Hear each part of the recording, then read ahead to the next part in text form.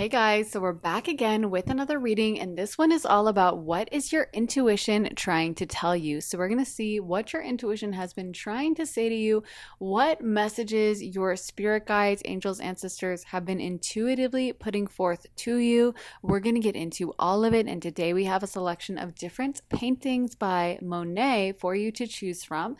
So, if you're new to this channel, welcome. I'm so happy to have you, and basically, you're going to see which of these paintings is sticking out to you, calling your name, drawing your attention in towards it. And then as soon as you make up your mind, just scroll down to the timestamps and the comments and the description and jump right into your pile. By the way, if you like how I read tarot and you want to see more of it, then be sure to head to my Patreon where I post all my additional readings.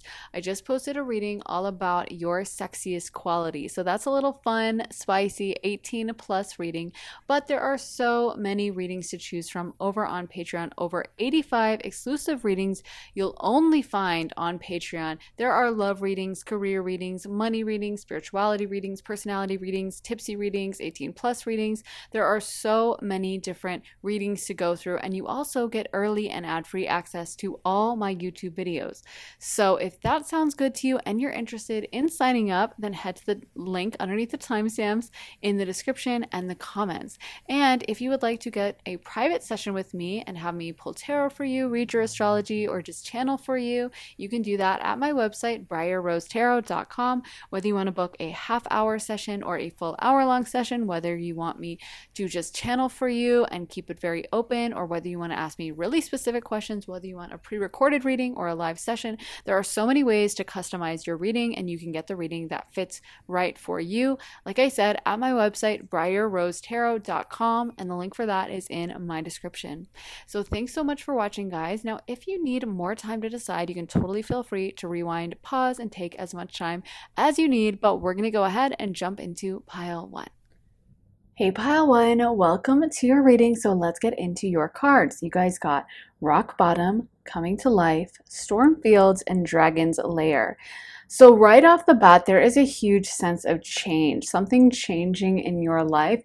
And this feels a little bit bittersweet. We can see with a lot of these cards, they're kind of negative. We have Rock Bottom, Storm Fields, Dragon's Lair. But I do feel like overall, this is so positive. And a lot of these cards are about opening yourself up to change and being willing to allow that to happen. It's funny because before this reading, I was listening to Don't Fear the Reaper by Blue Oyster Cult, which is kind of an infamous song now because like SNL made fun of it a few years ago, and it's kind of considered a cheesy song, but there's so much depth in that song. And actually on the cover of the single, there's a guy holding a bunch of tarot cards. So there's a lot to look into. There was a lot of wisdom with Deep Oyster Cult songs. And I love the line, seasons don't fear the reaper, and nor do the wind and the summer and the change, or something. I'm like totally butchering it, but my point is that there's such a wisdom in that, like the natural world doesn't fear change. They know that when summer fades into autumn and the leaves start dying, that it's going to come back way stronger in spring. And even if you're a winter person and you love winter, you're not going to have a panic attack as soon as spring and summer comes and things start getting warmer, right? We can understand and recognize that there's changes, that there's flow, that there's a rhythm to the natural world. But for some reason, when it comes to our lives, we tend to panic and need things to stay exactly the same. And when a big change happens, we start freaking out, we start getting in our head, we start trying to avoid it or hold it off, or maybe I can control it this way.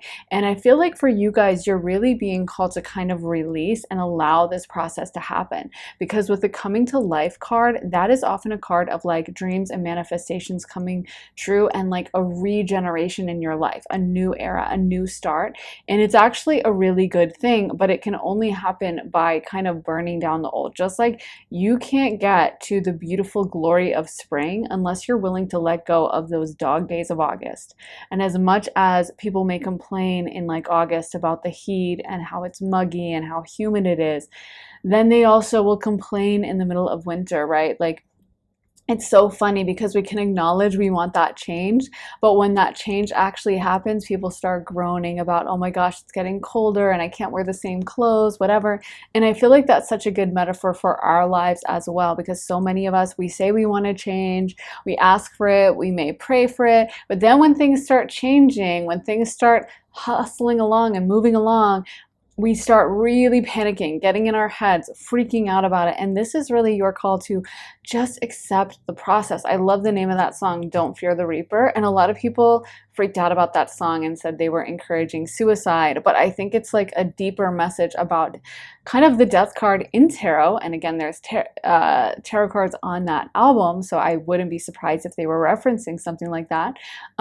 But yeah, the point is that death, change, rebirth, none of those things are things we need to be afraid of. We need to understand that those are just natural cycles that have to happen. We have to allow certain things to die in order to make room for that new growth.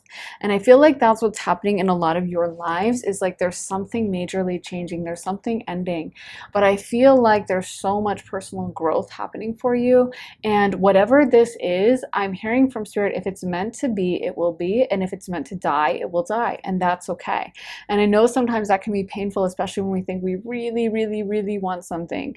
But I really am being emphasized with time and the pattern of life and the rhythm of life, and how things have stages, and there's growth periods and there's stagnant periods, and all that is so important for achieving what we want, having a good life. Like I said, if you live in a place with seasons, you know what it's like when it's spring and summer, and it's just so freaking beautiful. And I've lived in places without seasons, and you just don't get that kind of growth, that kind of smell in the air and the greenery if you live in a place without seasons. It just, maybe things stay the same, and summer kind of bleeds into spring and fall and winter, and you can't really tell the difference. And there's a beauty in that too.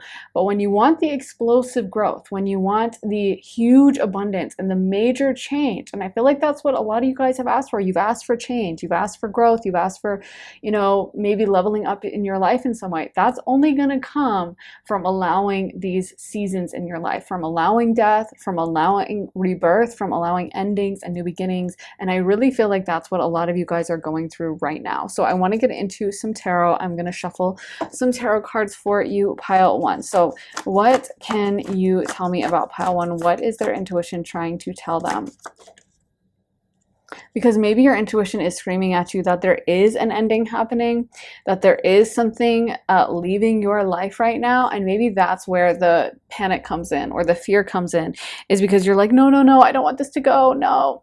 But I've mentioned this before, and it's such a stupid metaphor, so I'm not gonna it's not a stupid metaphor, but it's not the most interesting story. So I'll just tell it really quick. But I was staying in a hotel, and basically they were like, there was this weird loud noise every morning at like 7 a.m. and it would wake me up, and it was kind of annoying. So finally I went down to the front desk and I was like, is there any way you guys could like take care of that noise in the morning? It's just really loud. It sounded like construction noise or something, but it was coming from inside the hotel. I was like, maybe you could do it like later in the day, like 11 a.m. or something, so I can sleep in a little.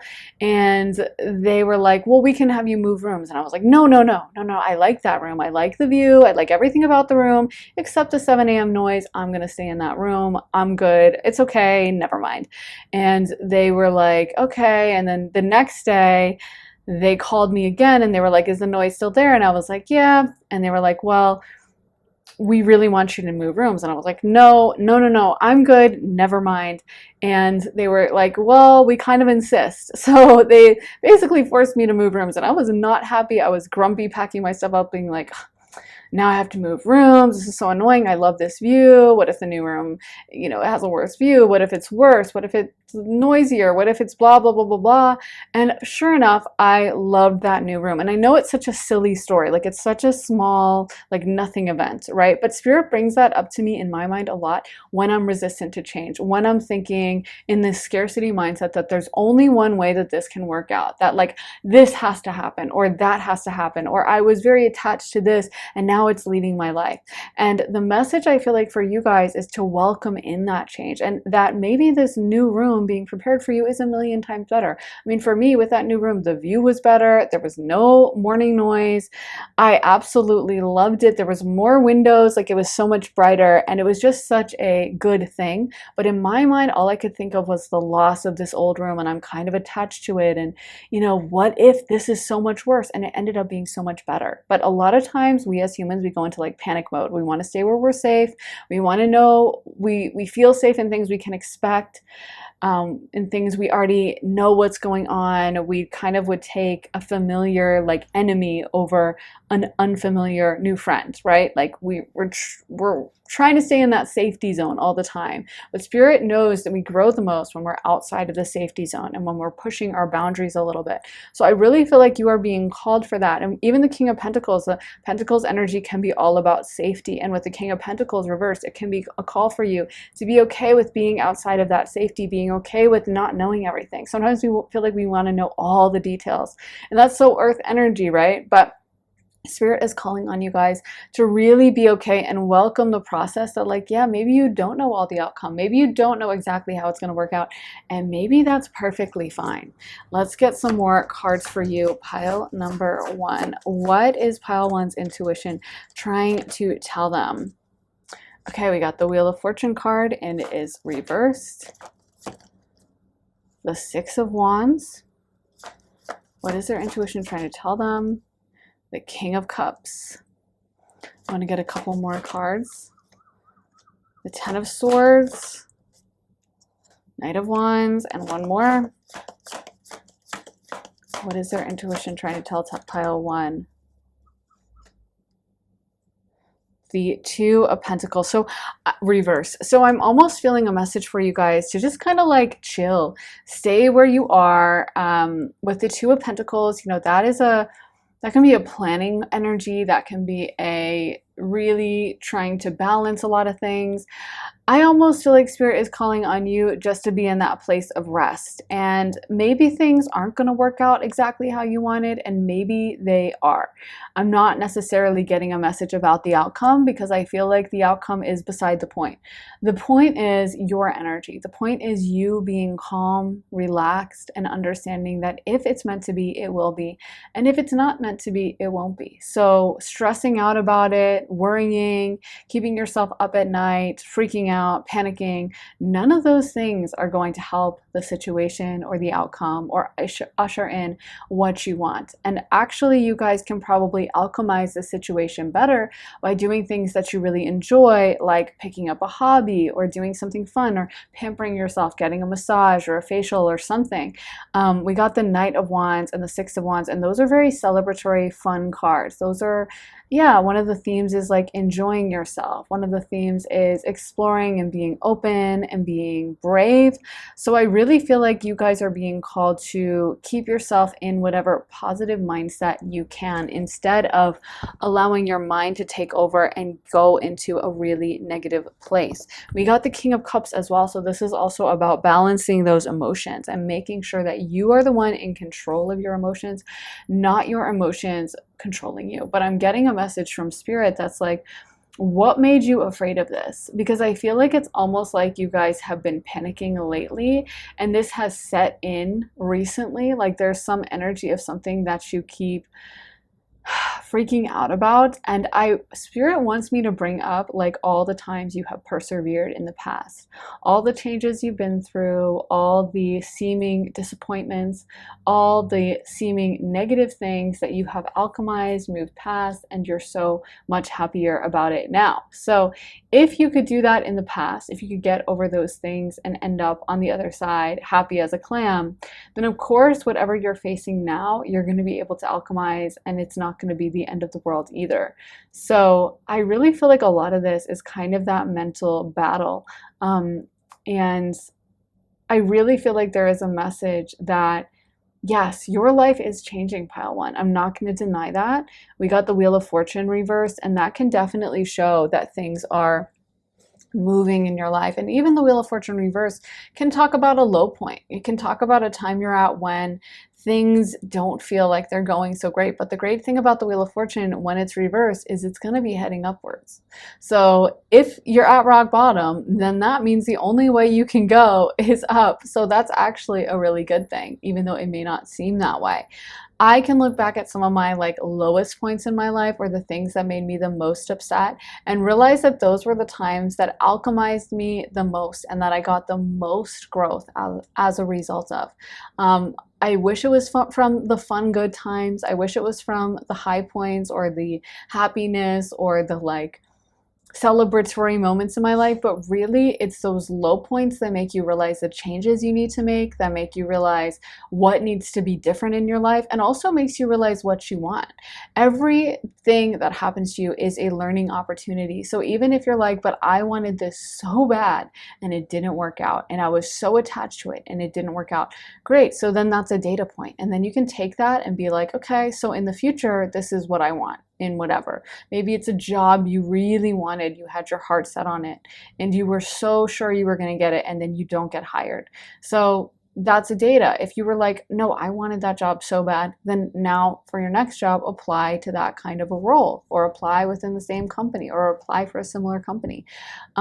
And also, you know, if it's a relationship that you were like, I really wanted that to work out. Okay, so now you know you want a relationship and you can put more effort into that. And I promise you, if whatever is not working out ends up not working out, then Spirit has something so much better for you. But I also feel like some of you guys are stressing yourself out over nothing. Some of you guys are worrying about something that isn't necessarily going to be that negative.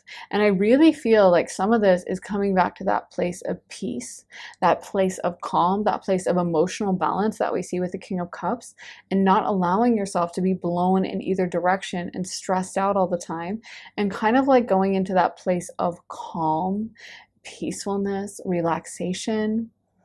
And it reminds me of like how older people, when you go into like a nursing home or whatever, they're always so chill. Like that's why they'll sometimes eat really horrible foods, like just stewed apples that you're like, oh, this is tasteless. How can you eat this as a dessert for every meal?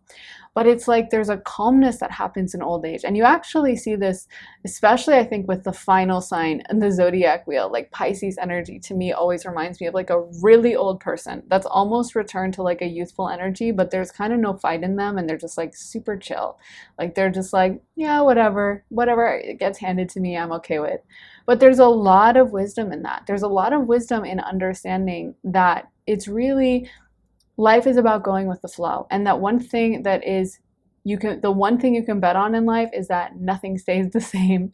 That's the one constant, is that everything's always changing. And every time you get attached, that's when Spirit might be like, oh, time to usher this out. So I'm not saying you guys are going to have whatever negative outcome you've been thinking of. I just really want you to kind of take back your power and stop going into a panic spiral, or stop allowing your mind to run away from you, and go into that place of understanding and positivity and knowing that everything is working out for your greatest and highest good, and whatever is for you will be yours. So whatever is removed is not meant for you. And isn't that a beautiful thing? And I bet we can think back to all the times we wanted something really bad, be it a relationship, be it a job opportunity, be it I really want this move, or even I want to buy this bag, or I want to buy this, or I hope that happens. And it's like, most of the time you're like, I'm so glad that didn't work out. I'm so glad I went down a different path. I'm so glad I didn't end up with that guy. I'm so glad I didn't end up at that job. And all the things that you probably were like, oh, I'm so upset that this is happening and this is such a loss and why is this ending? You're probably like, I'm really glad that ended and it ushered in a new era, because that's the thing about life. Life always goes on. So something is ending. Yes, it's hard. Yes, it's difficult. But I really feel like you are being called to step back into your personal power, that place of inner peace, calm, and knowing that it's all going to be okay. And like really residing there instead of allowing yourself to go into panic. Let's get some more cards for pile one. What is pile one's intuition trying to tell them, Spirit? What is pile one's intuition trying to tell them? Vanishing mirror, ego sublimation. So some of this could be about an ego thing. If there's something you're really wanting to work out, or there's something that you've been freaking out about like, why is it not happening? Or this seems to be going wrong with it, or ugh, you should maybe check in with yourself. Like, is this my ego talking? Is there a sense? Sometimes we get so attached to certain things, like I said, relationships, job opportunities, whatever the case may be, because it's like our ego is at play. Our ego is so offended if this person leaves us, because then that's like an indictment of us. That's saying that we're not worthy enough. Or if I don't get this job opportunity, or if my boss fires me, then that's saying I'm not a good worker, and that's saying that I'm dumb, and then I'm going to really question myself. And a lot of this is moving away from that place of ego and going into a place of, I am like a student on this planet called life. I don't know everything. I'm not an expert. And whatever happens to me is a growth opportunity. It's a learning opportunity. I'm going to take it. I'm going to move on from it. I'm going to alchemize it. I'm going to make it better. But it's okay if I get rejected sometimes. It's okay if I don't learn the lesson. You know, if you could imagine like a basketball player, I bet they're not having a meltdown, a mental break every time they shoot it and it doesn't go in the net, right? Can you imagine like LeBron James just storming off every single time he shoots the shot and it doesn't go in? No, that's what makes those players who are famously good players so good, is they just get back at it, pick themselves back up, and try again. And they'll shoot on the basket like, 100 times for maybe every 20 that go in, and that's part of it, is like picking yourself up, brushing yourself off, and going on, and realizing it's not even something to dwell on. It's not even something to get upset about. It's not even something to get in your head about or try to figure out or rationalize or overthink, but instead just moving on and going with the flow of life. Let's get some more cards for pile number 1, Dust Devil, moving out of stagnation. Spirit is also acknowledging to me that a lot of you guys have been really brave lately. You have taken some kind of a step to alchemize and grow yourself. And I feel like a lot of you guys have really changed or been willing to take certain risks that you would not have been willing to take like 6 months, a year ago, 2 years ago. You have been really, really brave. And maybe this is where you're disappointed, because you're like, oh, I was so brave and it still didn't work out. And I really feel like Spirit is calling on you to give yourself a pat on the back, acknowledge how much you've done, and also just focus on, again, the future, and focus on the good. Focus on whatever positive thing you take out of this experience, instead of getting into a place of negativity, anger, or low vibrational whatever. That's not going to help anything. And take it as like an experience, like, oh well, so I didn't, it wasn't perfect. It didn't work out exactly the way I wanted, but I learned something. I took a lesson from it. Again, we come to this earth as like a school. So if you had a really hard chemistry class, you wouldn't be like, oh my God, there was no point, and this is just horrible, and I'm an idiot. You just be like, oh yeah, that was kind of a hard class. That was a hard lesson. But anyway, I loved studying English, and let me focus on that. And I learned something from chemistry, and I'm glad I did it. So I feel like for a lot of you guys, this is about something about relinquishing control is coming through really strong. Something about you trying to control a situation and really trying to like influence the outcome, and Spirit wanting you to really give way to that kind of peaceful non-resistance and allowing it to be whatever it's going to be. I feel like, first of all, you're going through major changes in your life. You're growing. You're getting a better idea of what you want. And with that being said, Spirit is so proud of you. And Spirit is acknowledging that the growth you've been through over the past, like I said, year, but 2 years, 3 years is just absolutely insane. I'm hearing 5 years for some of you. Is absolutely insane, and you should give yourself the biggest pat on the back. And I feel like you are closer to achieving your goal than ever before. And again, like I said, that is the thing with like LeBron James. I'm sure he must have practiced basketball, for thousands and thousands of hours before he ever got to the level of mastery he has. And he would never look back on a bad practice and say there was no point. Instead, that's a data point. That's a lesson. Oh, okay, I learned that maybe I was feeling tired today, so I was being kind of sloppy. So next time when I'm tired, I'm going to be extra careful with my steps. Or I learned that, I shouldn't approach from the left side and then I twist around. Obviously you can tell I know nothing about basketball as I'm trying to describe this, but my point is that everything is a lesson. And we should never get bogged down into a, oh, I can't believe I failed at this, or I can't believe this didn't work out place of negativity, because if anything, that is a point that you are just one step closer on this journey. You are one step in the right direction to achieving your goals, and that is something worth celebrating. You should be proud of yourself. You should be screaming from the rooftops like, yes, okay, I got through this hard lesson and now I'm even closer to what I want. And as long as you keep going, as long as you keep putting yourself back out there and you're brave enough to persevere, there's no way you can fail, because you'll either get what's aligned with you, what's right for you, or you will continue to have experiences that take you out of alignment with things that aren't for you. Either one is a win. The worst thing that could happen is ending up permanently stuck in a situation that isn't in alignment with your best interest. Lay of the land, ancestral wisdom. What is pile number one's intuition trying to tell them? Okay, we got two. Galactic mushroom, the divine matrix, and many mass, the authentic self. There's also a message that some of you guys have been feeling really dumb lately. Like some of you guys, whatever has to do, whatever this is with this situation, I feel like that you're stressing about. Like I said, maybe it's like I applied for that job and I didn't get it, or I was in that relationship and they dumped me, or I was, I had a falling out with my family, or whatever it is. I don't know what it is, but there is a message that there is a lot of love here, and that this person, you may be feeling like so dumb, so stupid, feeling like, oh, they probably think I'm an idiot, or I look like such a clown. There's almost like a sense of bitterness here and shame coming through, and Spirit is wanting you to know there is nothing for you to be ashamed of. You didn't do anything wrong, and I feel like you sometimes are attaching more of a negative feeling to this person than they actually have for you. I feel like this person or this situation, whatever it is, they don't have some kind of lack of respect for you. It's not like they hate you. It's not like they think you're a clown.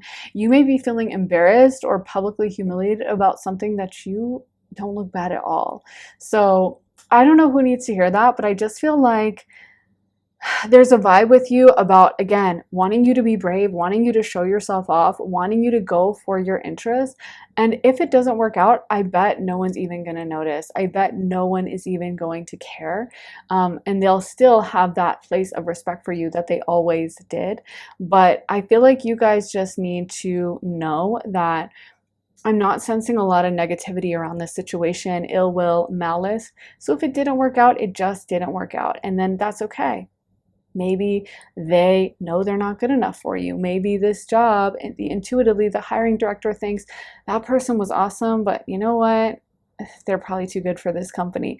You never know what's going through someone's mind. But what I am getting is it wasn't them thinking like, oh, pile one's a bozo or an idiot. And even if they were, that's their own limiting judgment. And that's, they'll get whatever karma they need for that. We got vast vistas, expand your horizons. Let's get some more cards for pile number one. Choosing your path, all is possible. Let's get one more card or two. Grace and gratitude. Through gratitude, joy expands, and valiant courage, take action with passion. So all of this is really calling on you to get back in the saddle. Be brave, be bold, be excited, be enthusiastic. Don't allow yourself to go into that really negative place, that kind of 10 of Swords reversed, panic mode, stressing out about something. I feel like Spirit is calling on you to be grateful for this experience and to realize, again, I'm hearing you are so much closer to your goal. For some of you guys, whatever this is, this situation may resolve itself. It may work out. I'm not necessarily getting a definite, like there's an ending in your life or there is a horrible thing happening that you're really, but I feel like it's almost like you're stressing because it might end. And this is what I think they want you to know is like, it's time to remove yourself from the outcome. It's time to stop thinking so much about what if that happens and what if that goes wrong and what if blah, blah, blah. Because half the time, like if it's going to go wrong, it's going to go wrong. If whatever you don't want to have happen is going to happen, then it's going to happen. You stressing out about it isn't even going to do anything or change the outcome or influence things at all. So you may as well just get into a place of positivity about it, welcome in whatever change needs to happen. And I feel like for you guys, a lot of this is about controlling your thoughts, learning to be in that place of positivity, learning to look on the bright side, and learning to find a joy and inner delight in yourself, independent of whatever outcome happens, so that your mindset and your emotional state isn't influenced by this situation, isn't influenced by I have to get the job or I'm going to be depressed, or I have to be in this relationship or I'm going to be so sad. It's like, what joy can you find in your inner core? What joy can you find in yourself? What joy can you find in the world around you? Because the world is such a beautiful place. And sometimes it takes a little more effort for us to find the positivity. It takes a little bit more effort for us to notice that the sun is shining and the birds are out and the clouds look beautiful today and this food is so good. And it takes maybe some effort of like getting out of bed, going for a walk, calling a friend, getting our nails done so we feel good, whatever the case may be. But I do feel like it's so worth it, because Spirit is calling on you that you have the power to alchemize yourself. You have the power to find joy within yourself, and that's exactly what you should be doing. So I really hope that resonates for you, pile one. If it does, let me know in the comments. I really love hearing from you guys. So I'd love to know your thoughts on this reading. Also, make sure to give it a thumbs up, hit the like button, subscribe. And if you want to see more of my content, head on over to my Patreon. I just posted a reading all about what is your sexiest quality. So that one is a spicy one, a little 18+ reading, but there are so many different readings over there. There are over 85 exclusive readings you'll only get access to when you sign up for Patreon. There's love readings, career readings, money readings, relocation readings. There's so many different types of readings over there. And you also get early and ad-free access to all my YouTube videos. So they always get posted over there first. So if all that sounds good to you and you're interested in signing up, head to the link underneath the timestamps in the comments and the description and join me on Patreon. Also, if you're interested in getting a private one-on-one session with me, you can do that at my website, briarrosetarot.com. Whether you want a pre-recorded reading or a live reading, whether you want to do a half-hour session or a full hour-long session with me, you get to really choose how your time goes with me. If all that sounds good and you want to sign up, head to the link underneath, not in the timestamps, in the description for briarrosetarot.com and book a session with me. So thanks for watching, guys. I'm sending you so much love and light, and I will see you again very soon in another reading. Take care, guys. Bye. Hey, pile two, welcome to your reading. Let's get into your cards. You guys got rock bottom, flying, intention, and unexpected visitors. So what I'm hearing right off the bat is you guys are ready for some kind of fresh start. It feels like certain things have been cleared out of your life, and almost like that slate is clean, or the blackboard has been fully erased, and now you can focus on creating something amazing and brand new. So if there has been something that felt like it has been removed, or something that feels like it has drastically changed, and maybe you're like not fully ready for that, or there's a sense of bittersweet or almost panic of like, oh my God, this is ending in my life and I'm really upset, or I wasn't ready for this change, or whatever. Just know that this is a good thing. This is happening to allow you to create something brand new. It's kind of like how when the fields get all barren and dry and there's nothing growing in them in like the winter, that is the perfect planting season for a lot of things that are going to come into bloom in spring and summer. So it's almost like that field needs to be allowed to be empty first, and all the plants need to die first, and then you can plant something new. And I feel like that's what's happening.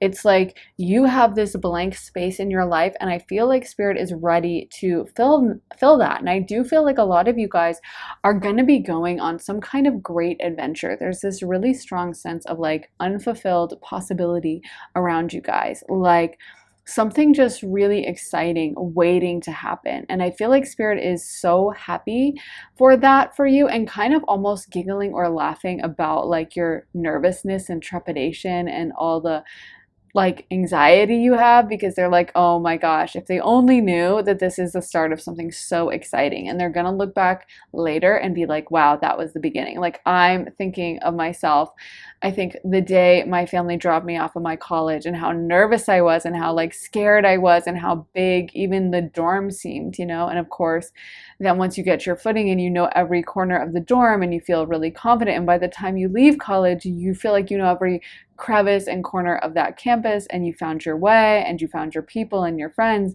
But there's always that daunting first day when you feel like, oh my God, should I even be here? Maybe I should just go home with them. Like, I don't want to do this. I don't know anyone. And you're so scared. And it's almost giving me that vibe for you. Like this brand new opportunity that's going to lead to so many good things, but you're going to have to be brave enough to take that leap and let this happen. And Spirit is saying that there are some of you guys where there's something so amazing developing in your life. And I'm so excited, happy, proud for you guys. And just like a vibe of like, don't sabotage it. And I'm not saying you guys are going to sabotage it, but sometimes I think when Spirit presents us with things that are really good, we can have our anxiety actually kick into overdrive and start thinking of all the ways it could ruin itself or all the things that could go wrong. And it's almost like this sense of like, I don't deserve this, or I'm not good enough for this.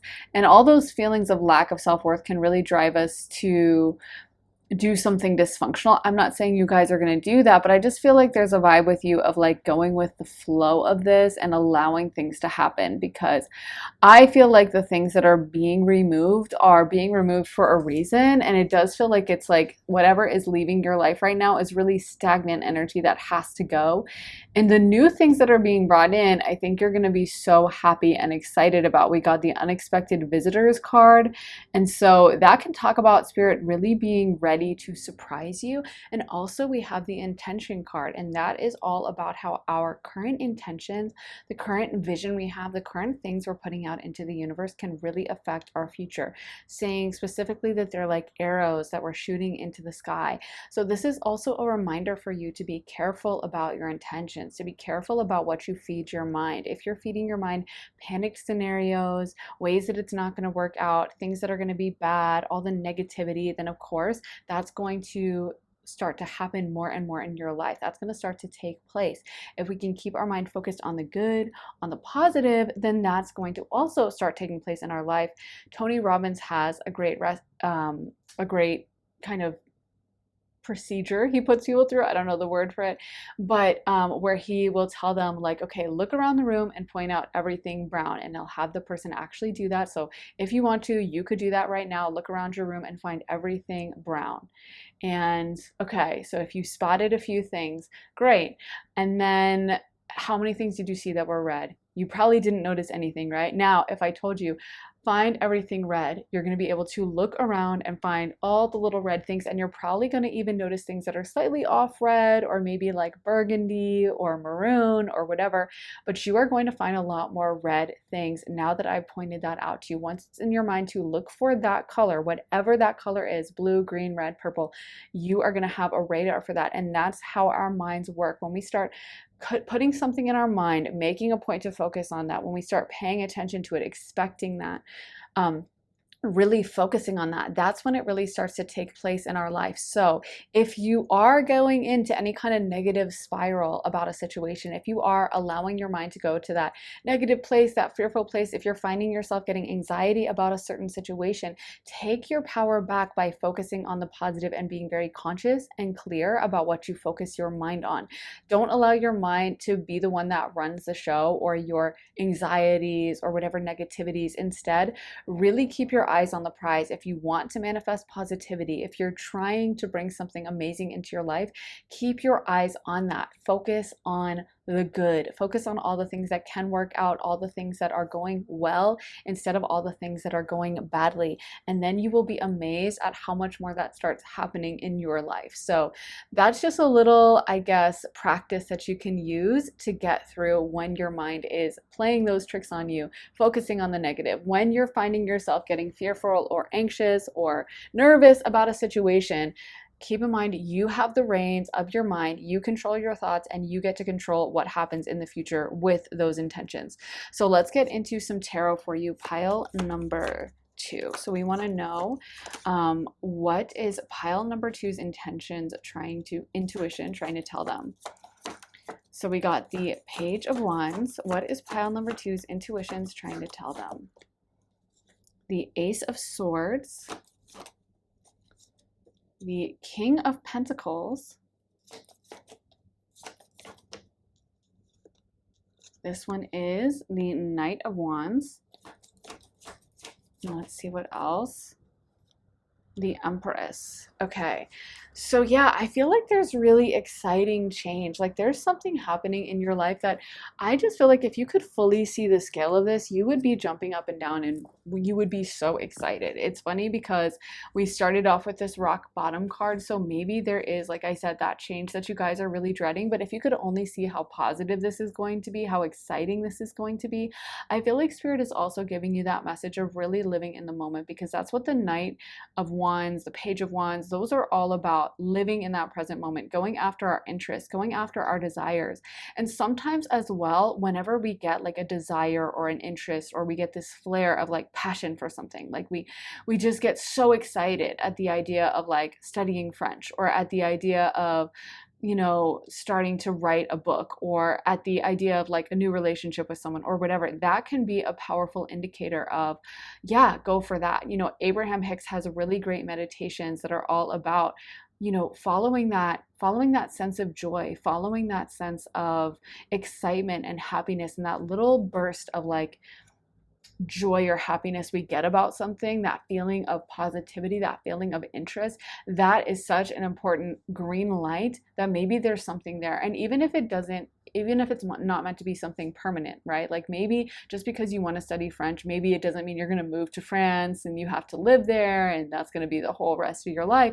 But maybe there's something there that you're going to learn, some kind of experience you're going to have. Maybe you're meant to go study abroad in France for a semester, or maybe you're meant to fall in love with a French guy and then you guys break up, but there's something you take from that experience. There's something fated about it. There's something powerful that you're going to learn from it. And whenever you get that kind of like really exciting ace feeling, like I just got to do it, there's something in here for me and I'm just filled with excitement, I can't stop thinking about it, that can often be like your intuition telling you like, yes, go ahead with this. And even I think so much of the time too, we spend our time trying to mitigate risk. We spend our time worrying like, what if it doesn't work out? Like maybe you really like a guy, but you're going back and forth in your mind about like, oh my gosh, well, what if this happens? What if he cheats? What if he breaks up with me? What if I get my heart broken? What if he's playing me? It's like, even if he is, maybe there's something in that for you to learn. Maybe there's something in that yes, is going to trigger you or upset you, but maybe that isn't necessarily a bad thing. Maybe that's a part of your soul growth.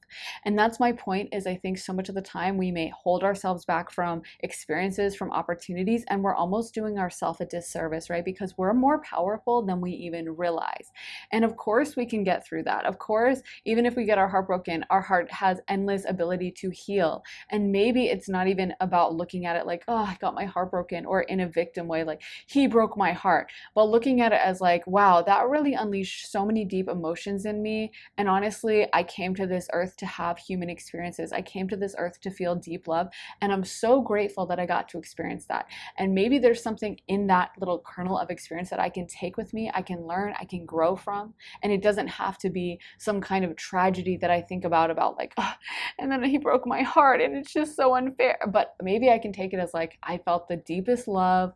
I felt so alive. I had this beautiful experience of deep love and beauty on this planet that so many people would love to have. And yeah, it didn't work out. And yeah, maybe even it ended in a bad way. But I am a limitless soul having different human experiences, and this one was really freaking cool, so I'm okay with it. You know what I mean? So yeah, I feel like we are constantly kind of trying to like prevent ourselves from getting hurt, or from feeling sadness, or let me make sure I'm the one in the power position here, or let me make sure that like, I'm not going to get screwed over, when that can sometimes just take us out of all the beautiful possibilities Spirit has for us. It's like, would you rather never have a love experience at all? Or would you rather have a love experience and yeah, maybe you get your heart broken, but maybe you also grow from that, learn from that, and you have a really cool story to tell your kids and your grandkids and your friends and write in your journal, and it inspires you for the rest of your life. And that's a pretty cool experience. And also, we have the endless ability to manifest anything. So even if one love relationship doesn't work out, that's not the only one we're ever going to have. It's not like you're one and done and like, oh, that's it. There's people that fall in love at like 90 years old in the nursing home, or 80 years old, or 70 years old. There's people that meet the love of their life at, 45, or they get back together with their high school boyfriend when they're 72. And so why on earth would we even look at that as like, oh my God, it's such a tragedy? Just take it as like, it wasn't a bad thing. It was good. I experienced it. I'm grateful for my time with that. And I think when we reframe that too, we're not going to be as like hesitant to even try, or we're not going to have this idea that I'm so fragile and I need to protect myself. And what if this hurts me and I'll be damaged and blah, blah, blah. Because honestly, I feel like you guys are much more powerful than you realize. And whatever you guys are going through, or whatever you guys are going to be dealing with, trust and believe you are capable to handle it. You are not a weakling. You are not going to be fragile. You're not going to be shattered because someone, broke your heart, which I don't even like that phrase, although we do know that like there are cardiac events tied to heartbreak, or to like breakups in relationships and stuff like that, which I think is kind of cool, because to me it confirms that the heart chakra really does carry those emotions, feelings of love, which of course us astrologers and spiritual people, we already knew that, but it's nice that science can catch up with us. But yeah, I feel like for you guys, this is about like reframing your ideas in life, whether it's to do with love, whether it's to do with career, whatever it is to do with, from this happened to me, or I really want to avoid this happening, or oh, I'd be so embarrassed if that happened, or whatever fear mentality, into like, bring it on. Let me experience all the things in life. Let me go all the places. I really think this is very Sagittarian energy. Sagittarius, of course, rules the ninth house of travel. And that's one of the reasons why, is because one of the acts in traveling is kind of having that blind faith. Like when you book that airport from, or that hotel from halfway around the world, like you don't know if it's going to have mold. You don't know if it's going to have bed bugs. You don't know if it's going to be horrible. I mean, you don't know if you're going to be able to find anyone who speaks your language, or you're going to be completely lost the whole time.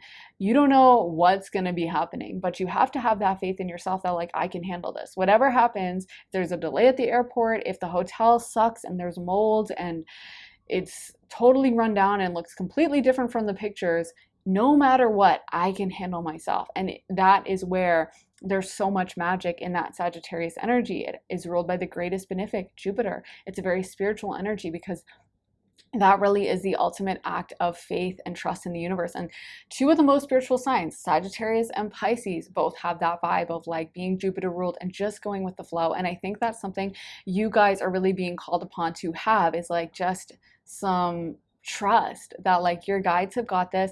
And even if there's an experience that's happening to you that looks scary, or you don't feel fully ready, or you feel unprepared, you can handle it, and you should have that faith in yourself. Let me get one more card for you, pile number 2. What cards do we need for pile 2's intuition? What is their intuition trying to tell pile 2?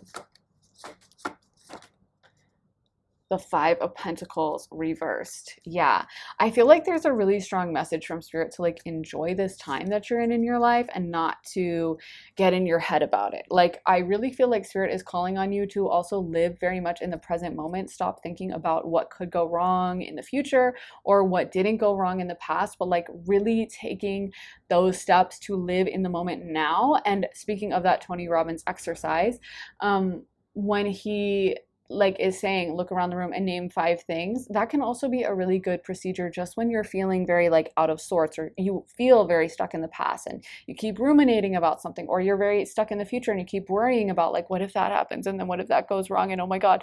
Instead, if you can go to that place of calm and maybe look around the room and name like 5 things, or just think about 10 things you're grateful for. That's such a powerful energy. Think about 5 things that are beautiful about the place you're at now, even if all you can think of is like, the sky looks okay. I mean, the sky is always looking good, right? No matter what, even if it's a rainy day, even if it's the middle of winter, the sky with the clouds always looks pretty. So that's one thing right off the bat. Even if you're struggling, even if you're like, food tastes good and I have oxygen, it's like, at least you can come up with 5 things that are good in this world. And then usually once you get that ball rolling and you have started going into that place of positivity and acknowledging all the good, you will be surprised at how much easier it is to think that way and to go on into that kind of like tunnel of like all the good things, instead of dwelling in a place of the negative stuff and all the things that are going wrong, because I do feel like you guys have a beautiful opportunity for something super new,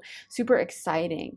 And I just feel like it's almost like the only person who could disrupt this is possibly you. And even if you do disrupt it too, don't stress out about that, because that opens up a new realm of possibility. So that's okay too. It's all okay. It's all a learning experience. And again, we have endless possibilities on this earth to experience so many different things and to have, it's kind of like a pick your own adventure book, you know, if you've ever read those. Like when I was a kid with my sister, we'd read them sometimes, and you know, there's always a different possibility. And just because you pick one, it's not never like the end of the book. It's never like, oh, and just yeah, they went home. It's always like something new happens, and that opens this portal, and then if you pick this way, then that could happen. And that's like life. So no matter what route you take, there's no reason to freak out or get into a panic state. Let me get some cards for you, pile two, from this deck.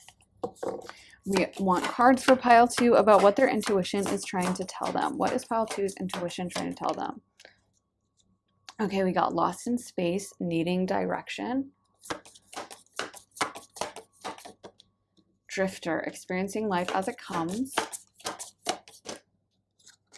Lay of the land, ancestral wisdom. I definitely feel like your ancestors, they're telling me your ancestors are really proud of something you guys have done. Like it feels like some of you guys have overcome some real fears or anxieties, or you've really moved past like old energies that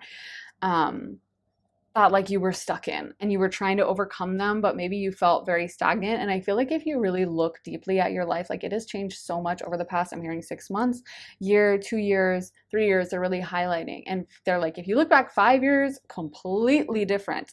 And I feel like you guys have really stepped out of your comfort zone lately and been willing to push yourself into some kind of new energy that I feel like wasn't even a possibility for you. Like even a year ago, you could not have done whatever you're doing now. And I feel like your guides, angels, ancestors are just so proud of you.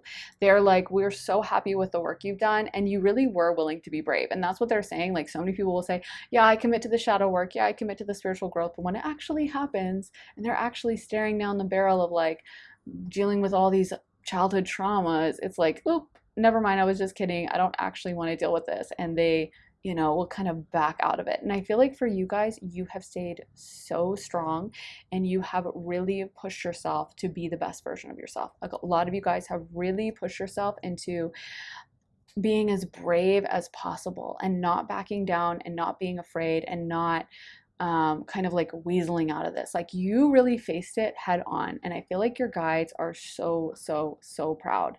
Like they can't believe how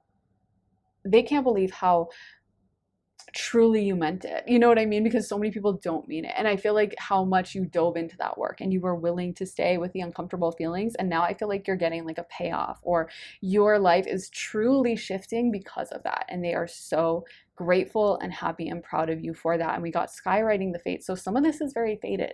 And I feel like it's like things are happening for you that you, again, were not ready for before, that you would have maybe sabotaged in the past or you just couldn't handle. Now you can handle it. And that's what they're telling me. And you need to be willing to release and let go of that old version of yourself, because some of your fears that are popping up are about an older version of you that, yes, would have messed it up and would have sabotaged it and would have made a mess of it. But that's not who you are now. You're so much older and wiser and more competent now. And I feel like your guides are just like, you need to allow us to give you this reward. Okay, you're entering into this new portal, and I know you're like saying, I don't know if I can do this. I don't know if this is me. Like I can't handle this. I'm gonna mess it up. No, you as you are now are not the same person you were 5 years ago. You are not the same person you were a year ago, 2 years, 3 years. Okay, completely different version. And I feel like you really need to realize how powerful you are at this point and how capable you are to handle whatever gets thrown your way. So stop worrying about those curveballs. Stop getting in your head about this and realize that this is a new paradigm. This is a new era for you, and trust and believe that it's going to be amazing. Let me get some message cards for you. Pile number 2. What messages do we have for pile 2? What is their intuition trying to tell them? So we got reaching your destination. What am I telling you? Like this is a lot of things you have wanted for the longest time. This is a lot of things happening for you that you have dreamed of, manifested, tried for. And all they're saying is like, you are so ready for it. So why are you allowing even one smidgen of anxiety to pop out? Why are you allowing yourself to go into any kind of negative place? And I think you're going to have to really take control of your thoughts. And like I said, that Tony Robbins exercise, that was the word, where he goes around and says, you know, find all the things that are red, find all the things that are brown. That shows the power of our mind, because once you start focusing on the red, on the color green, on the color blue, on the color brown, that's all you'll be able to see. That's all you'll be able to notice. And that shows how powerful our focus and our attention is. And so stop thinking of the old you. That doesn't exist anymore. Like, our cells rejuvenate like every day. So I think they say something like every 7 years, you have a completely different body of completely different cells. None of the cells are the same as, I don't know if that's exactly true, but that's what I have heard. And if that's how you want to look at it to make yourself feel better, then go for it. Because honestly, this is such a mindset shift that I feel like we need. Like, you've shifted everything else. Now just stop looking at yourself through this old lens, you know, stop looking at yourself as if, because I'm seeing someone literally staring at like a baby photo of them. And it's almost like you wouldn't, if someone asked you, what's your favorite food? You wouldn't be like, oh, mashed bananas and a glass of milk, yeah. And what's your favorite thing to do? Oh, I just like to like play with my pacifier and nap. And yeah, I like to, what's your favorite show? Oh, I love to watch like Sesame Street, you know? That was you then, and you know now you're completely different. You've been changed by your experiences. You're much more capable. You've tried new things. You have different tastes and preferences and all of that. And so you know you're not the same person as you were when you were a baby. Like, that's ridiculous, right? Of course, you're not gonna be like, yep, that's me. I just love like playing with my little mobile and my rattle and just laying in my crib. That's what I do all day. You know that's not you now. So why are you still doing the same with like an earlier version of yourself from 5 years ago that, yeah, maybe looks a little bit more similar to you than the baby version, but is exactly the same level of like different person, less evolved, whatever. You have really transmuted so much. And I feel like your guides are like, oh, we're ready for this. We're so excited for you. So let's get some more cards for you. Pile number 2. What is pile number 2's intuition trying to tell them? You from above, get the big picture. And this is a big one. It has a very similar meaning to this flying card that we got that's now covered up. But the original flying card you guys got has a similar meaning about looking up from that bird's eye view instead of getting really down deep into the muck and the mire of our current perspective. And this is what's happening in my life right now, and I'm so stressed out, and you know, freaking out about whatever, having traumas, feeling overwhelmed, whatever the case may be. It's really important to look past that. It's really important to keep our eyes on the prize to a certain extent, and also just once we kind of pan out a little bit, like, you know, when you are up in an airplane or something, and maybe it's close enough to the city that you can see like, oh, those people are stuck in traffic. You're super chill about it. You're like, oh yeah, they're in traffic. Oh, well, you know what? I can see, oh, it was an accident. Okay, so they're just a few minutes away. Yeah, they'll get out of that soon. Anyway, oh, what a mess. You know what I mean? That's kind of how you see it. When you're the one stuck in that traffic and you have somewhere to go, all you can think of is like, oh my God, I'm not gonna get out of here. We're gonna be in traffic for the next hour. I can't believe this. It's not even moving. And what should I call them now and tell them I'm gonna be so late? Oh my God, what if I take a side street? You know what I mean? And it just shows how much that different perspective changes things, and how when you pan out, you can be like, oh, okay, so they're going to be in traffic for like 10 more minutes and then it clears. Okay, awesome. And if they really wanted to, they could probably take that route and go around on the back way. But anyway, they'll be fine. And you just have so much more of a chill, calm attitude. And I feel like that's what your guides are calling for you to have, is like, stop freaking out about the small things. Stop geeking out about something that really isn't that big of a deal in the scheme of things, and really stay present in that like long-term focus, that long-term calm. And again, I think that's why you see more of a calm attitude once you get into the latter part of the zodiac. Like, once you get, Sagittarius is a fire sign, but they're maybe the most chill of the fire signs, I guess. It's hard to say because all fire is kind of crazy, but you know, once we get to Capricorn, Aquarius, Pisces, we really get into like this chill, way older energy. And I always think you feel that energy shift versus like an Aries, a Gemini, you know, a Cancer, where they're just really feeling everything so intensely. And I do feel like that is why the astrological wheel corresponds to ages. And you really feel that difference in ages, because it's almost like when you're young and something happens to you, it seems like the end of the world. Like when you fail a test and you're in middle school, it can feel like your life is about to be over. But by the time you're 75, it's almost like if you try to tell or freak out a 75-year-old or an 80 or a 90-year-old, like nothing, they don't care at all. Like you could be like, oh yeah, I bombed a test, and they'll just like laugh.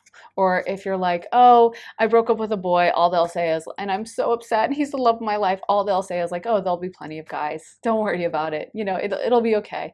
And like nothing gets under their skin. And I feel like you really feel that once you get into the latter part of the zodiac, like the chill energy of Pisces and the kind of relaxed energy of Aquarius, and then Capricorn just being kind of like deadened emotionally, like they're just like they're kind of beaten down energy. But either way, you kind of have this non-reaction. And I think that's because they've already been through all the other like houses, and they're kind of like in that like, okay, been there, done that. Because once you've had a bunch of those experiences, you realize nothing is the end of the world. Even the worst thing that seems so awful in the moment, you always have the potential to transmute, and life will always go on. There'll always be another day, no matter how catastrophic the day before was, no matter how awful it was, no matter if it rained or it poured, there's always going to be a sunrise and something new on the horizon. And so I feel like for you guys, this is just about getting your head straight in the moment, not allowing the small things to really upset you, and really working on almost like emotional regulation, or just staying calm and just welcoming in experiences without allowing yourself to get kind of like overwrought about them. We also got crossing bridges. It's time for healing, connecting, mending, and releasing. Infinite abundance. Abundance is pouring into your life, and passion and pleasure savor your life. So a lot of these things are, again, really positive about you guys reaching destinations, about blessings happening, about beautiful things happening in your life, and about how much your guides want you to enjoy that. And also, I feel like there's a vibe of you like not taking things so seriously, like almost letting things roll off your back, or having that just chill, relaxed attitude, not getting stressed out, not being overwrought, not being like rigid, but just really learning to go with the flow.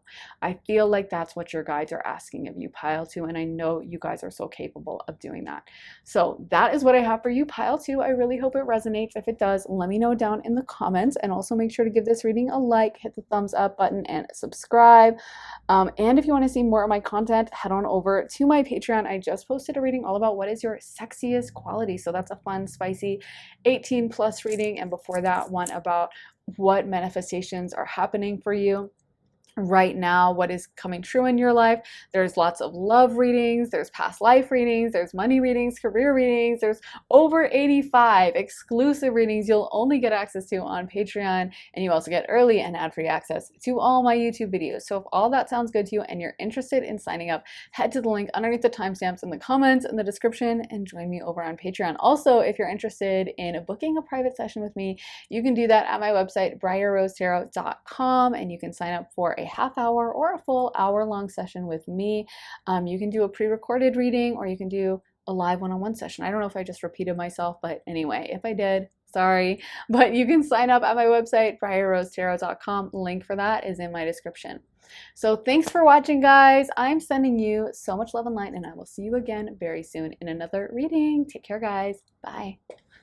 Hey, Pile 3, welcome to your reading. So for your cards, you guys got Peaks of Joy, Spirit of Place, Ghost Lands, and Coming Apart. So I feel like for you guys, maybe some of you are considering a move or a big transition. And it feels like you're ready to leave something in the past, ready to transition away from something. And I almost feel like some of you guys could have been feeling a feeling of emptiness, or a feeling of lack almost, or like just a sense of stagnancy almost in your life. And I feel like Spirit is really asking you to be conscious and to be clear about what you want in your life and what will make you happy. Because I'm hearing this is a really important and amazing rebuilding time for you. So don't look at this as like, oh, I feel so bored, or something in my life is really missing, and be depressed about it. You know, it's kind of like in order to build a beautiful house, first you gotta get rid of the old one. You gotta have that empty lot, right? You can't just build it on top of the old one and just like build a kitchen over a kitchen. You know what I mean? You have to clear the old and get rid of it. So I feel like for you guys, if there is something that just feels like it's missing, or there feels like there's something a little stagnant, or something that you're just not super happy about, or something that you feel like this isn't right, take that as like a good thing. That's not a bad thing. In fact, it's a really good sign that your intuition is working. And it's a really great indicator that, like, okay, something I think needs to shift and change because this just doesn't feel right to me. And if that's the case and something is making you freak out or feel nervous or feel something in the pit of your stomach, or if you just feel like you've already reached the end of the line with a certain situation and you just don't see the situation improving, or you just feel some kind of something isn't right here, or I've already tried everything and it's just not working out the way I thought, that can be a really great moment to be at, because now you can choose what you really want in your future. You don't have to stay stuck in this forever, and you can be really conscious and clear and precise about what you do want to bring in, because that's really the first step in manifesting or in changing our life, is to get clear about what we exactly want. Like, you wouldn't go to a restaurant and just, if they were like, what do you want on the menu, just be like, whatever, it's okay. Like, I have mentioned this before, but I saw some Instagram reel, and it was like from a ice cream shop, and they were saying, a customer said, give me whatever. And so they gave them black licorice flavor. And as a black licorice hater, I would be so annoyed. But the shop, I think people were calling them out in the comments, like, why did you give them like the nastiest flavor? And the shop was kind of calling them out, and I think being a little mean, because it's like, okay, low key, you guys did that on purpose, being a little sadistic, come on. But basically saying, like, what were we supposed to do? They said they could do whatever. And I think it kind of sucks whenever someone acts like sadistic like that. I don't like it, me personally. Too much of a Pisces, so I get annoyed by that behavior. But I can also see the point, I guess. And that's the thing, is when you open yourself up to like letting someone else decide, then you're open to the whims of some other person. And if they're in a bad mood that day, they might give you black licorice ice cream. They might give you the worst flavor just to have a laugh about it. And that's why it's really important to be clear about, this is what I want, and this is what I want my guides to give me. This is what I want to alchemize in my life. And I feel like that's almost like something you guys are feeling very lost or confused about, is almost like, I don't know why I'm unhappy, or I don't know what is missing in my life. And I feel like it may be a good ritual for some of you guys just to sit down and make a list of like things that bring you joy, things that make you feel happy, and getting really clear about that. Like, I know for me, if I can have a daily walk, like a walk anywhere, I'm just so happy. Like, if I can walk in nature somehow, it doesn't have to be like in the middle of a forest, but it could be along the water in a city. But if there's any kind of like nature walk happening, I'm happy as a clam. If I can walk to dinner at the end of my workday, I'm so happy. And so I know for me, like, if I'm trying to find an apartment or whatever, I'm going to look for one that's along a walking trail. I had an apartment that was right along a walking trail. And this is when I discovered it, because I would walk on that trail all the time. And I just love being able to just literally pop out of my apartment and then just walk along the trail. And I feel like for you guys, again, it doesn't have to be that. It can be whatever it is. I feel really good when I make time to write in my journal every day. I feel really good when I live somewhere that has access to a beach, or that has a big city, or has a walkable downtown with a coffee shop that I always go to. But whatever it is, I feel like some of you guys need to literally drill down into the nitty-gritty of what's going to make you happy. And I feel like your intuition is calling on you to do that, because whenever we're not clear about it, we can't get mad when the universe gives us that black licorice ice cream, because maybe they're trying to teach us a lesson. Maybe they also just don't know what we want, and they're like, oh, okay, you said you're okay with this, that's fine. So I feel like for you guys, there's something about feeling ready to move on, feeling ready for a new challenge, and that's okay, and that's a great position to be in. I just want you to make sure, again, you're very clear, you're very specific, so that whatever comes in next is going to be something you're really, really fulfilled by. Let's get into some more cards. For pile number 3, what is their intuition trying to tell them? What is pile 3's intuition trying to tell them? Okay, we got the Knight of Pentacles, the Six of Cups, the Hermit, that kind of spun around to come out upright, the Nine of Wands, the Hanged Man, and the Ten of Cups. Wow. I feel like you also need to hear this message that there is a lot of love around you, pile number three. There's a lot of love. There's a lot of people that really do care about you, love you, and are so grateful for your presence in their life, even if they may not be the best at voicing that. I feel like some of you guys just need to hear that. I also feel like for you guys, you have a lot of people who kind of like depend on you or really rely on you. And sometimes that can be a little taxing for you as well. And I feel like for you, this could also be about carving out more time and space in your life for the things that you really love and for the things that bring you that sense of fulfillment. Almost like a daily ritual, or instead, I feel like some of you guys really prioritize what's going to make other people happy, what's going to make other people feel good instead of what makes you feel good.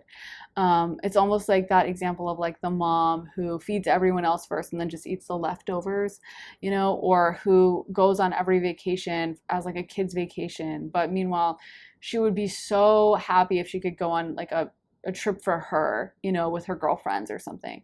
And I feel like for you, this could be about doing something to like refill your cup a little bit, make yourself feel more fulfilled, or making almost like communicating as well certain requests with people in your life about boundaries you have or about things that you need, and almost like having the bravery or courage to speak up with it.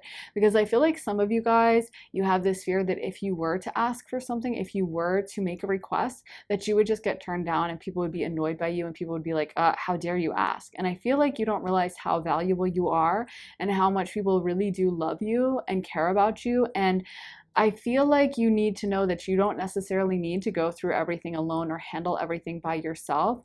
But if you are feeling really overwhelmed and you could take a step back from certain responsibilities, I feel like your intuition is trying to say, maybe that's a good idea. Maybe you need a little bit of a break or a rest or a pause or just a rejuvenation. And it doesn't have to mean you book yourself like a week-long stay at a spa and you're getting daily massage. It doesn't have to be that dramatic. It can be like every day after work, I'm gonna go read my favorite book, and I'm gonna read from a book from my favorite author. I'm gonna go to my favorite cafe and like have a glass of wine.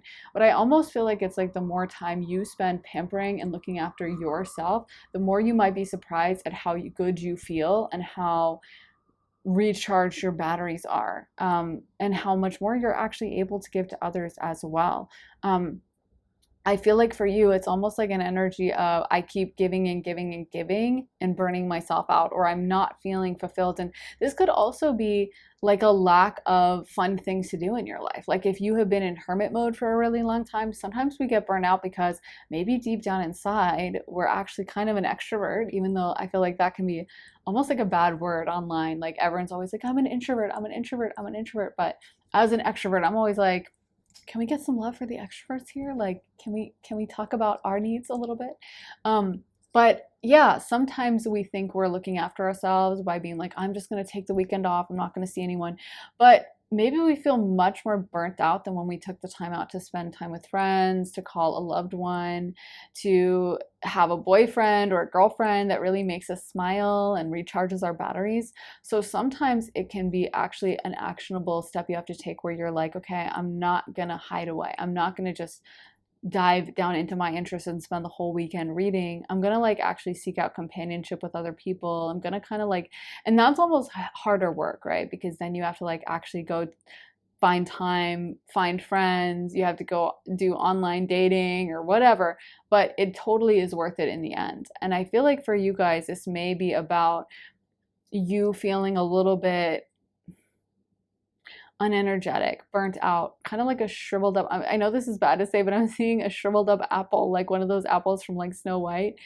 I don't know, but like one that's, yeah, like been left out for a while and there's no moisture left. I'm almost seeing that as your energy. Like I feel like your energy has been so juiced out of you and there's almost like nothing left. And I feel like your guides are saying that like you're the only one who can fix this or change this. And it may involve taking actionable steps and really pushing yourself and really getting out of your comfort zone, but it's going to be so worth it in the end. It's going to be so worth it to find happiness and to find joy and to feel more fulfilled and to not feel so stressed or so burnt out. You do deserve happiness, pile number 3. And so this is where I said I think you need to get really clear, because I think sometimes we tell ourselves stories, we tell ourselves things are going to make us happy that don't actually make us happy. We tell ourselves, like, well, I'm going to go get that chocolate bar after work and I'm going to have a glass of wine and I'm going to feel a lot better. And it doesn't make us feel any better because we eat the chocolate bar in like 30 seconds or whatever, 5 minutes, and we have the glass of wine and now we're slightly drunk and actually we have memories of our ex come up and it's like, I feel worse. And maybe actually what would make you feel better instead of eating that chocolate bar is something like going to the gym and actually working out, and that would make you feel healthy and more like excited for tomorrow.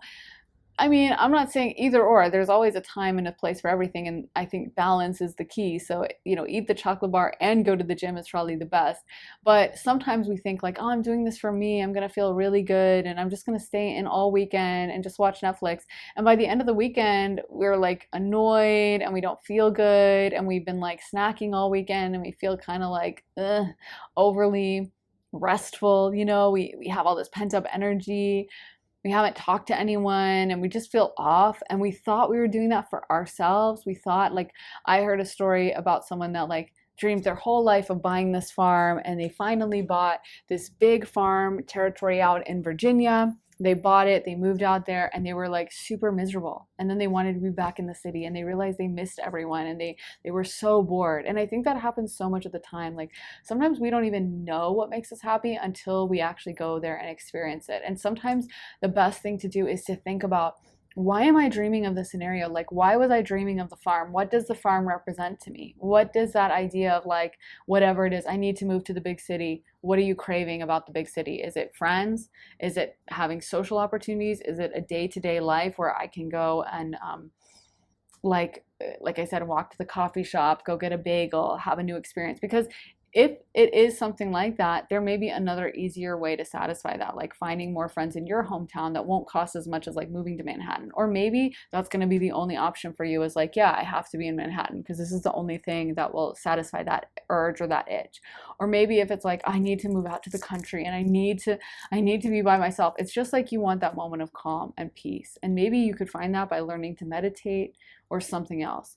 So I don't know, it's hard to put into words exactly, but my point is, a lot of times whenever we are craving something or whenever there's something that feels like it's really missing in our life, it's really important to get down into the nitty gritty, kind of pop that hood and take a look at it and kind of go deeper about what is missing in my life. Because like I said, that feeling of like, I just need to move to the big city and no one understands me here, it actually may be just an escape mechanism. And it may be that like, if you actually opened up to like your sister and told her what was going on, she'd be like, oh my God, I didn't know that. And I'm so sorry I haven't been as supportive. And you may have found, I have all the community I need right here in my small town.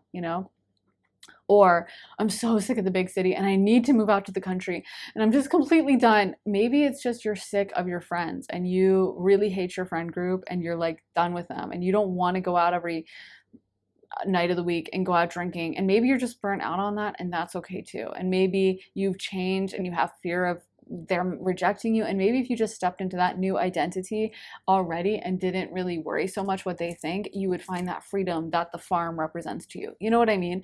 So I hope I'm like explaining it well, but I think so much of the time, the things we think we really want, the things that we obsess over, or the things we kind of ruminate on constantly, it's because maybe it represents something else to us. Maybe it's a symbol, maybe it's a like long repressed desire, or this kind of like perfect utopia that exists in our mind that if I finally have this, then I'll be happy. And the reality is, happiness is kind of an inside job. And I also think it's a combination of a bunch of factors. It's a combination of having like a certain level of financial stability that we just need to live.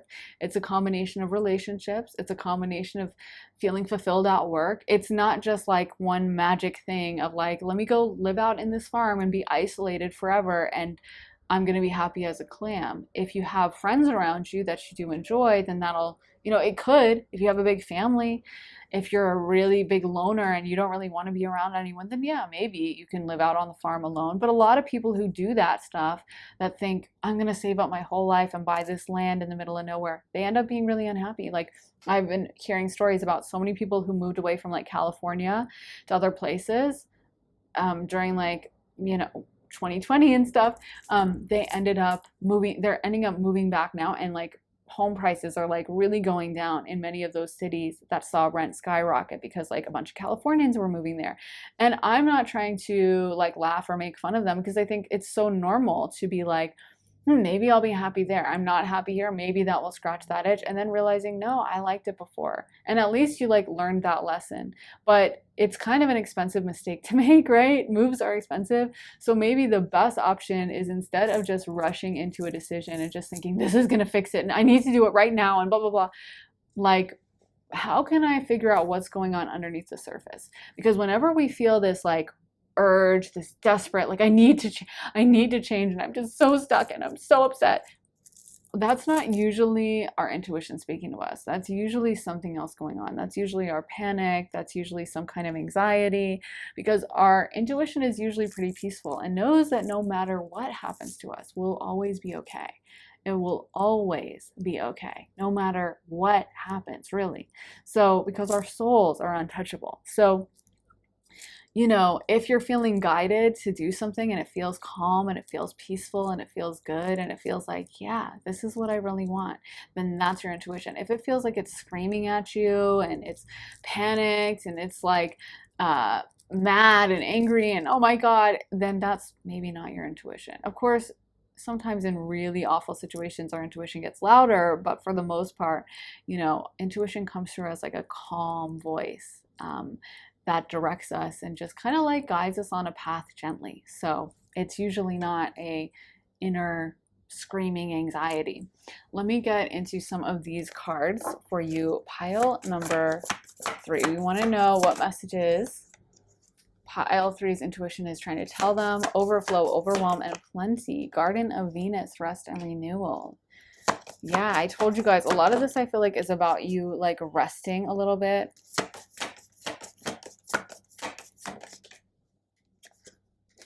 Dances on one foot, balancing act, sky bridge, possibility for union, and feast of plenty. Look how many positive cards there are. And we also got the 10 of cups for you and the 6 of cups. So yeah, I feel like for you guys, there's a lot of really beautiful blessings and a beautiful time that you're coming into in your life right now. I feel like a lot of you guys are having almost like a rejuvenation or a reset and a really powerful opportunity for you to grow and to release the old and the things that are no longer satisfying you and to step into something that's just going to make you so much happier. And this could even be like, I'm hearing a career achievement or a beautiful personal milestone happening for you. This could be something that you dreamed of for the longest time finally coming true. I feel like for you, sometimes you can be protective or standoffish, or you can kind of hold things at arm's length, even when they're really good, maybe even especially when it's really good. That's when your intuition or your panic, not your intuition, your panic kicks in and you start thinking, oh my God, this isn't good enough. I can't do this. And I really feel like for you guys, this is all about coming to that place of knowing you are good enough, knowing you deserve all the wonderful, beautiful things in life, and that you absolutely deserve the rewards. You absolutely deserve to have happiness and peace and joy and fulfillment. And so what are you waiting for? What is holding you back from this? And I think you should really enjoy and embrace this time in your life. And again, Spirit is telling me that some of you guys really need to take out time to like pamper yourself, like book a massage, book a facial, get your nails done, whatever the case may be. Because I feel like part of this is also about learning to feed into your own energy and learning to really sit and reside in your energy. Learning that when you are fully looked after, when you are looking after yourself to the most and to the highest extent, when you are pouring into your own cup, that's when you can give the most to others. And that's when you are the most emotionally available, fulfilled. That's when you're vibrating at the highest level and you are going to be so much more present and be able to take care of others even more. So I feel like sometimes you constantly prioritize other people in like your relationships. You constantly are doing the work of looking after others. And maybe sometimes you get resentful because you feel like you don't get it back. And I feel like Spirit is saying, you're the one who did that. Like you're the one who is choosing to engage in this kind of dysfunctional behavior and is choosing to like over give. And I feel like you may be surprised that actually certain people in your life if you pulled your energy back and you stopped over giving, they would be completely fine with it. And they would be like, yeah, all I want is for you to be happy. So you get to choose how much you overextend yourself. And you get to choose how much of your energy you give away. And I feel like this is kind of about you making that conscious choice to give back to yourself. And I almost feel like some of you guys, it's like you are waiting for permission or something. It's like you're waiting for someone to tell you, it's okay, you can be selfish now, you can look after yourself. And I feel like your guides really want you to know you don't need anyone else's permission. You don't need someone like signing off on it, okay? You are completely worthy of having your own happiness, fulfillment, and joy. And you don't need to get anyone else to sign off or anyone else to approve. And I feel like once you stop looking for that permission or looking, because it really is kind of needy behavior. Like when we are looking towards someone else, waiting for them to give us the sign, we're going to manifest, first of all, a lot of relationships where that person never gives us a sign. And they're unhealthy because they expect us to give for them. Or they may be a healthy person, but they're just like, oh, yeah, this person likes to give. Yeah, I mean, I'm sure we all have friends where we feel like we kind of expect that like they're always going to do a certain thing for us. Like we just know that, I don't know, we have a guy friend, but he always likes to pay for us for dinners. Or we have a female friend, and every time she comes over, she always brings cookies, and that's just her thing. She loves to bake. But maybe it's actually a lot of hard work for her, and maybe she's like, oh God, I have to go get a glass of wine with Sarah. Ugh, let me bake these cookies. Oh my God, I'll run to the store. And maybe she keeps waiting or hoping that we're going to say, oh, by the way, like those cookies were so good, but Sarah, you don't have to do this. But of course, we never do. And we start expecting the cookies and we start thinking, oh, that's really nice. Oh, yeah, well, you know what? She didn't have to do this, but that's so sweet of her. Oh, I love cookies, so this is great. And we kind of start like just expecting it. And it's not even we're doing anything evil, but it's just that that has become the norm. And we might, I bet Sarah or whoever's baking the cookies, whatever her name is, may start getting anxiety about like, I gotta get those cookies out. I gotta blah, blah, blah.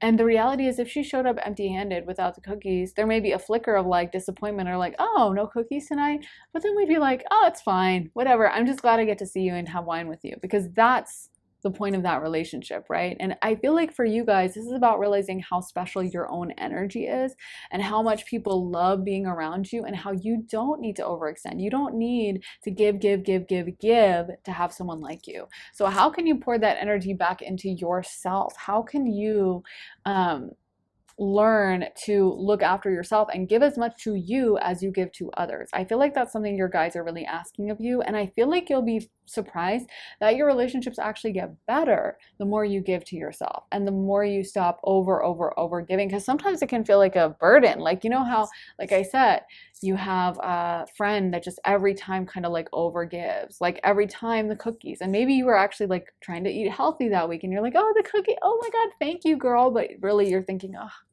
I did not need a batch of peanut butter cookies today, but oh my gosh, they look, and she worked hard on them, so sure, I'll take them.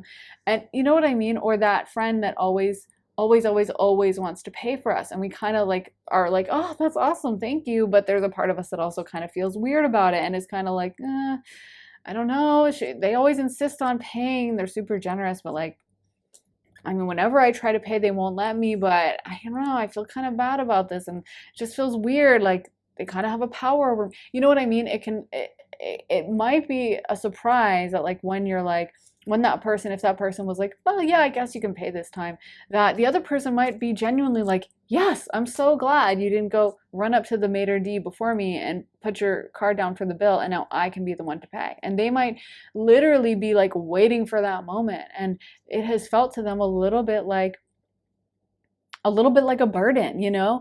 And so I feel like for you guys, or like I said, I like a lot of us have family members who will do this, right? Like older family members who like every time we see them, they'll give us a small gift. And maybe it's something you don't even want. Like you're like, oh, another stuffed teddy bear. I have a collection of these and I don't even like teddy bears, but sure, thank you. And it's going to go in the back of my closet. Or like, oh, another knit sweater. I don't really wear knits and I live in Florida, so it's too hot to wear, but Thank you so much, Grandma. And you know what I mean? Sometimes we think we are putting in so much work and we feel like we've been doing so much, and actually the other person would probably just be super happy just to be around us and not have that weird dynamic. So I really do feel like for you guys, you are being called to like realize how valuable your energy is, realize how special your energy is, and stop feeling like you have to put out so much in order to make someone like you, or in order to, I don't know, like have this kind of value in life. Let's get some more cards for you. What messages does pile number 3 need to hear? Transformation, a fresh new way of living emerges, and that's definitely reminding me of that Hanged Man. Watching clouds, lie back, rest, and relax. Yes, that's what you guys need to do. Recovering treasure, beneath the surface lies great bounty. Reaching your destination, your light is shining brightly, and solitude in silence, peace prevails. I also feel like this, we've gotten solitude or vibes around that twice because we also got the Hermit card. I feel like this is a message for you, again, of finding pleasure in your own company too. I think sometimes when we're in a spiral of overgiving, or when we're in a spiral of feeling like we need to have a certain level of output, or we need to do so much at the job and at the office, we have to like give, and we have to be the first to come and the last to leave. Sometimes it's because we don't feel comfortable being alone. We don't feel good enough as is, and we feel like we kind of have to overextend, and we kind of feel like we have to constantly be smiling. Or I know I used to do this, like feeling like I always had to be like the clown of my friend group, like the jokester or like the best conversationalist, and I always had to tell all these stories. And you know, I have Mercury in the first house, so I can be a chatty Cathy just by nature, but then sometimes it would feel like a burden. Like if there was a lull in the conversation, I had to take it up and be like, oh my gosh, you guys, and then this happened. And I realized I was stressing out about something because I felt like I had to perform in the conversation. I had to be adding value by being like the funny one, or by being like the life of the party. And if I was just to sit there calmly and quiet the way certain other people would, that like I wasn't good enough. So I would find myself overperforming or telling a story that like I didn't even, like in retrospect, I'd be like, why did I tell that story? That was embarrassing. Like, why would I tell that to anyone? Why would I talk about the time I was really drunk and did something stupid? Like, why would I tell that at a formal dinner party? You know what I mean? And I had to realize that part of that was, again, out of that sense of lack, out of that sense of like, if I'm just as I am, just chilling, that I'm not good enough for to be included in this friend group, or to be included at this dinner party, or to be included in the office. So I have to go around doing the most. And some of it is just learning to come back to the self and be like okay with who you are. And the way we can do that too is by spending time alone and spending time in our own company and finding ways that we can fulfill ourselves, because then also we're not in that desperate energy of like, okay, and let me call this person, and okay, and I gotta fill up my schedule and all, you know what I mean? Because that energy can really be repulsive. It can drive people away. They can sense the neediness. They can sense this lack of fulfillment. They can sense this inner desperation. They can sense that we're not okay with being alone. They can sense that we feel like we constantly need to be around others, or we're not good enough as we are, or we're kind of emotionally dysregulated, and they don't want to sign up for that responsibility. So even if they really like us, they might find themselves energetically being repelled by it and kind of giving us that lesson that it's time for you to be alone. And that's why it's really important to make sure that we are okay with spending time by ourselves, and making sure that we treat ourselves with that love, respect, and kindness and peacefulness. And we spend time with our emotions, and we spend time processing our feelings, so we're not running from them in some kind of panicked, like mad dash vibe where we just have this frenetic, like crazy energy. And so I feel like for you guys, some of this is coming back to that place of peace, existing in the moment, being okay with being alone, being okay with being calm, and allowing things to just unfold, and allowing things to be what they are, and realizing how much value we have by ourselves. I do feel like your guides are saying that you guys bring so much value, and certain people around you are so grateful for your presence in their life. And a lot of this is just about acknowledging that, stepping into your power, instead of feeling like I'm not good enough and let me overperform and let me please everyone. How can you please yourself? How can you make yourself happy? And how can you really check in on yourself interior wise and feeling wise, and make sure you're really acting energetically out of a place of peace, calm, abundance, trust, and fulfillment in ourselves, because that fulfillment has to come from us. It really can't come from anyone else. So if we are desperate on someone else to make us happy, if we're desperate to have our friend group include us on a Tuesday, or our boyfriend to call us back, or our mom to talk to us about our day because we had a really hard day and we just need to talk to someone, then that's giving away our power, you know? And some of it is just taking back that power by existing in that place of calm, breathing through it, breathing through the stress, breathing through the anxiety, coming back into the body, and realizing our own endless power and potential as a human soul. So, yeah, that's what I have for you, pile 3. I really hope it resonated. This one was a little deeper than I anticipated, but I hope it resonated. I would love to hear from you guys. If it did or if it didn't, I'd love to know. And if you want to give this reading a thumbs up, hit the like button, subscribe. That all really helps the channel. Also, if you're interested in more readings from me, you can check out my Patreon. I just posted a reading all about what people find the sexiest about you, your sexiest quality. So a little fun, spicy 18+ reading. And there are over 85 exclusive readings you'll only get access to when you sign up for Patreon. There's love readings, career readings, money readings, spirituality readings, relocation readings, personality readings. There's so many different readings over there. So you also get early, by the way, and ad-free access to all my YouTube videos. So YouTube always gets posted over there in advance. If all that sounds good to you and you're interested in signing up, head to the link underneath the timestamps in the comments in the description and join me on Patreon. Also, if you're interested in booking a private session with me, you can do that at my website, briarrosetarot.com.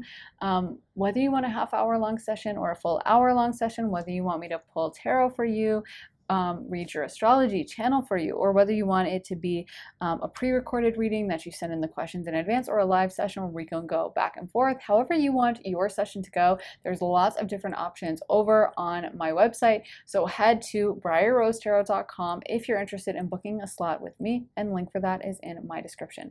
So thank you so much for watching, guys. I'm sending you so much love and light, and I will see you again very soon in another reading. Take care, guys. Bye.